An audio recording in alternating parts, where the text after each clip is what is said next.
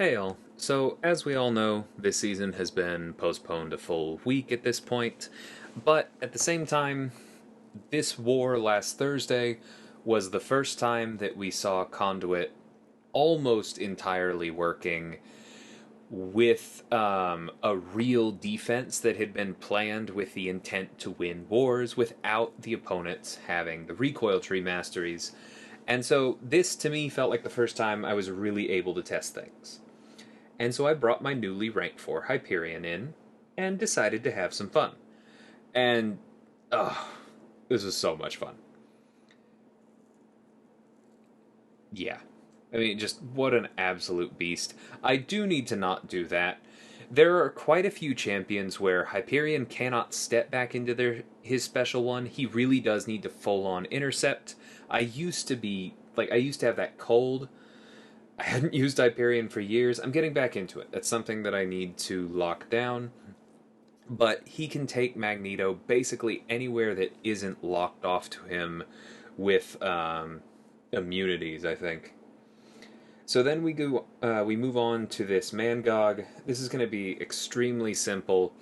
I was using Miguel here basically to get used to him because thus far I've only ever really used him in Gauntlet or talked to other people about their fights with him. There's a lot of ground I need to cover as far as feeling comfortable with him. I don't expect to get to use him this much because I think most Tier 1 alliances are banning him in Apocalypse pretty much as a default. But we've run into that a few times where they aren't.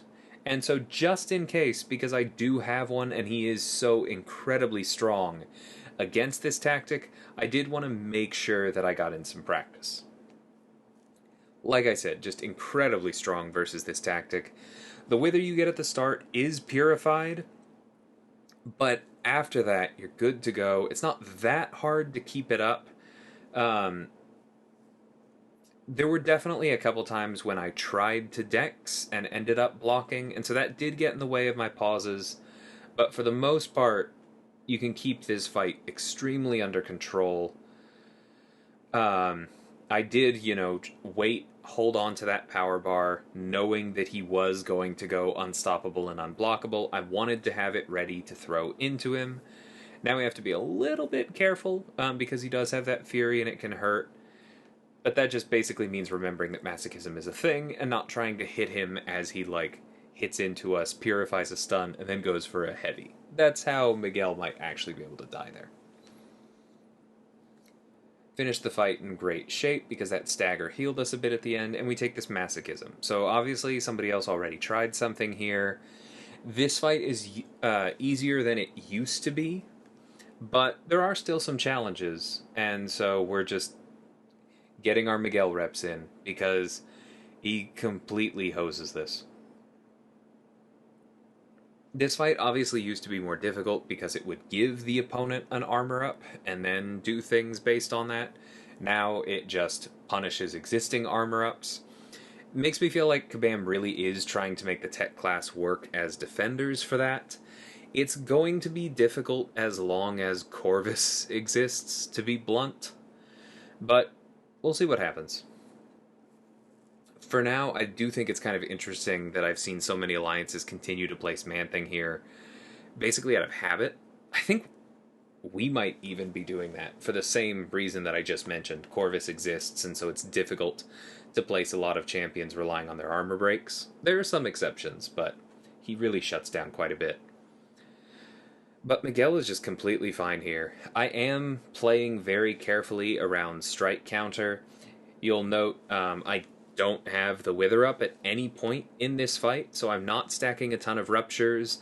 I'm not able to, reverse any power gain he has, but he also doesn't have any power gain because Miguel turns off Mystic Dispersion by not having buffs, so I don't really need to worry about that. I'm just hitting him until he falls over.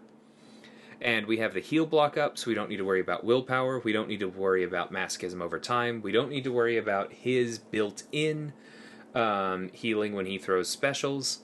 And we're basically just stacking physical vulnerabilities so that our basics do more damage.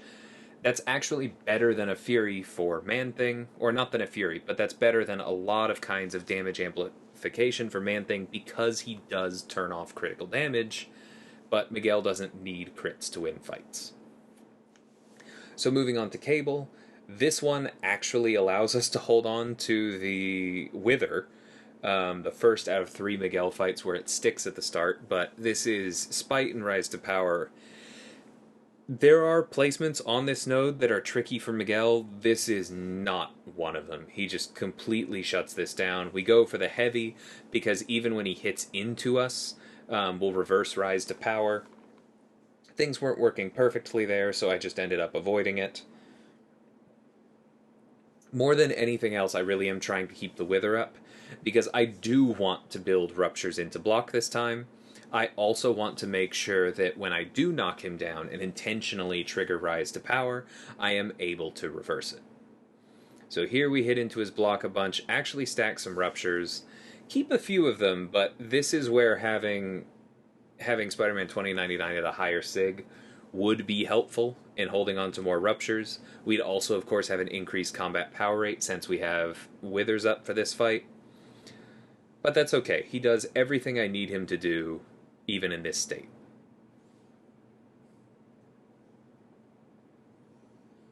Not that Cable is a terribly dangerous defender, but this is an interesting placement if you get around to Miguel being banned, because given that Cable is Conduit, there are a fair number of attackers in the sick and tired pool or who have heal blocks who might have a little bit of trouble with that.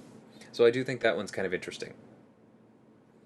But then we move on to this Knull, and there are harder counters to this, for sure.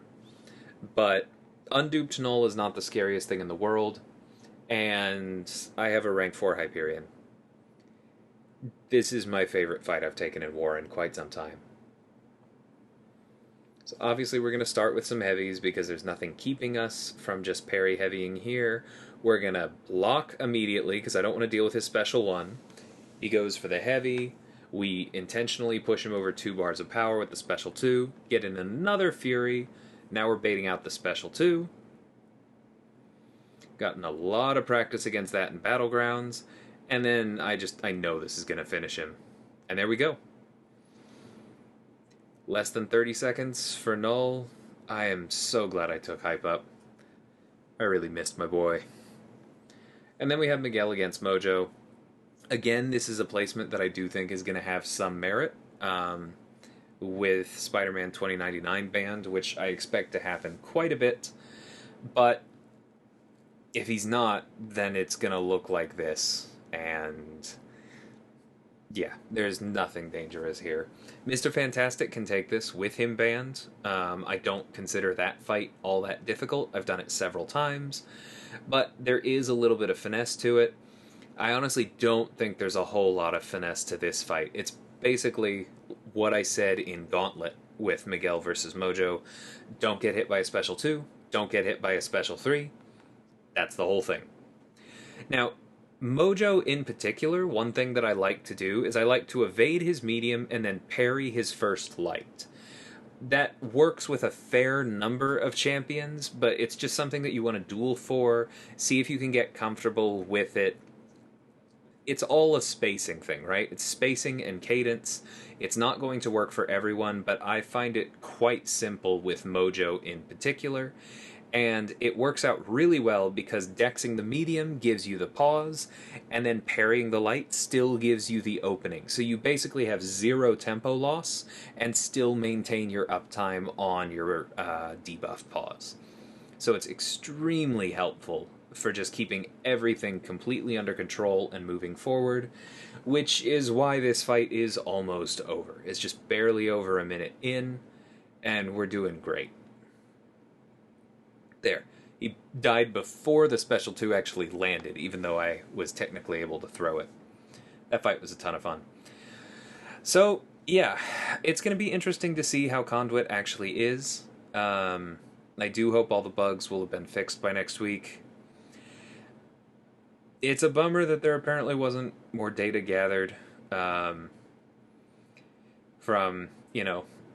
playtests, but those are always going to be limited to an extent, and lower tiers where this was live, but I guess it wasn't compelling to use. You can't force people to use this if they don't want to. So we'll see how this season goes.